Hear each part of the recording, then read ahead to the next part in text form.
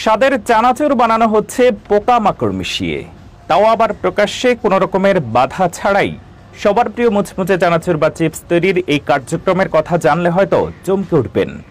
চকচকে প্যাকেটের ভিতরে থাকা এই মুখরোচক খাবারগুলো তৈরির প্রক্রিয়া এতটাই অস্বাস্থ্যকর আর ভয়াবহ যে তা যে কোনো সুস্থ মানুষের শরীর খারাপ করে দেওয়ার জন্য যথেষ্ট।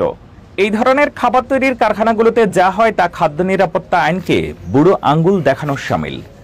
প্রথমে আসা যাক কাঁচামালের কথায়।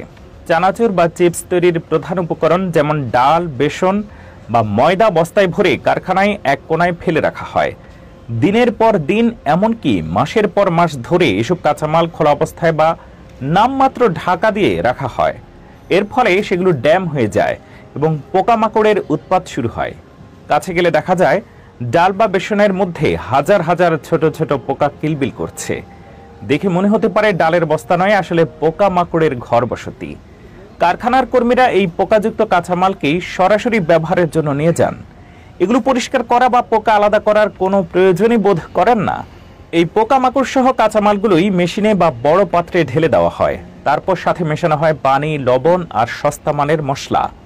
ময়লা হাতেই সেই মিশ্রণ তৈরি করা হয়। অনেক কারখানার আধুনিক যন্ত্রপাতির বালাই নেই।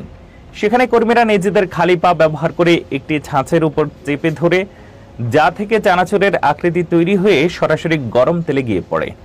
এই পুরো প্রক্রিয়াটি কতটা জীবাণুযুক্ত হতে পারে তা সহজেই অনুমেয়। পায়ে থাকা ময়লা, জীবাণু আর ঘাম সবই মিশে যায় আপনার পছন্দের চানাচুরের সাথে। যে তেলে এই চানাচুর বা চিপস ভাজা হয় তার অবস্থা আরও শোচনীয়। খরচ বাঁচানোর জন্য কারখানার মালিকরা একই তেল দিনের পর দিন ব্যবহার করেন। সকালে যে তেল কড়াইয়ে ঢালা হয় তা দিন শেষে কালো হয়ে যায়, কিন্তু সেই তেল ফেলে না দিয়ে পরের দিন আবার ব্যবহার করা হয়। বারবার উচ্চ তাপে গরম করার ফলে এই তেলের পুষ্টিগুণ তো নষ্ট হয়ই, উল্টো এতে ক্ষতিকর রাসায়নিক পদার্থ তৈরি হয়, যা ক্যান্সারের মতো রোগের ঝুঁকি বাড়ায়। এই কালো তেলগুলো দেখতে রান্নার তেলের চেয়ে গাড়ির ব্যবহৃত মোবিলের মতোই বেশি মনে হয়। প্যাকেট করার সময়ও স্বাস্থ্যবিধির কোনো চিহ্ন নেই। স্যাঁতস্যাঁতে আর নোংরা মেঝেতে চানাচুর বা চিপস স্তূপ করে রাখা হয়। এরপর কর্মীরা খালি হাতে কোনো রকমের গ্লাভস ছাড়াই সেগুলো প্যাকেটে ভরতে থাকেন। তাদের হাতে থাকা ময়লা, শরীরের ঘাম সবই খাবারের সঙ্গে মিশে যায়। এই অস্বাস্থ্যকর পরিবেশে তৈরি হওয়া খাবারগুলোই সুন্দর প্যাকেটে ভরে বাজারে পাঠানো হয়, আর আমরা দোকান থেকে কিনে খাই।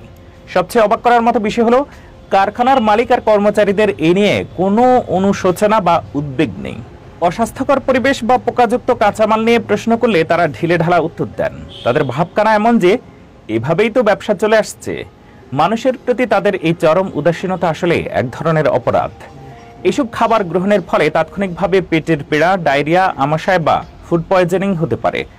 আর দীর্ঘমেয়াদে কালো তেল এবং অন্যান্য রাসায়নিকের কারণে লিভারের সমস্যা, হজমের গণ্ডগোল, এমনকি ক্যান্সারের মতো রোগও শরীরে বাসা বাঁধতে পারে।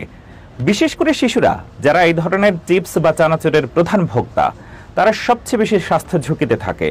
তাই চানাচুর বা চিপসের প্যাকেট কেনার আগে এর আড়ালের সেই নোংরা বাস্তবতার কথা একবার ভেবে দেখবেন।